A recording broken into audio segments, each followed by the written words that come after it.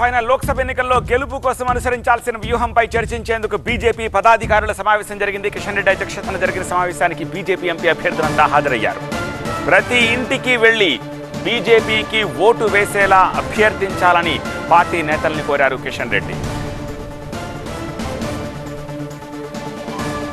6 గ్యారంటీల పేరుతో తెలంగాణ ప్రజలను సీఎం రేవంత్ రెడ్డి మోసం చేస్తున్నారని విమర్శించారు కిషన్ రెడ్డి. పథకాల అమలుకు కేంద్రం డబ్బులు ఇవ్వాలని కోరడం విడ్డూరంగా ఉందన్నారు.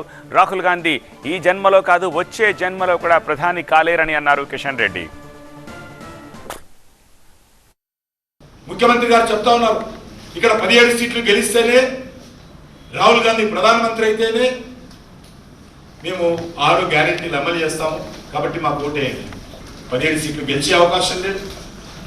రాహుల్ గాంధీ అయితే ఈ జన్మలో అసలు ప్రధానమంత్రి అయ్యే అవకాశమే లేదు.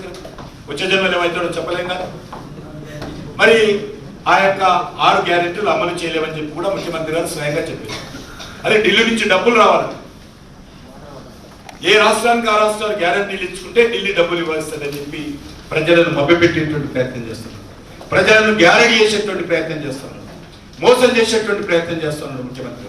అనేక పరిస్థితులు అది టీఆర్ఎస్ లో చూసినా, కాంగ్రెస్ పార్టీలో చూసినా, భారతీయ జనతా పార్టీకి మాత్రమే తెలంగాణలో ఈరోజు ప్రజల మద్దతు కూడగట్టేటువంటి అద్భుతమైనటువంటి అవకాశం ఉంది.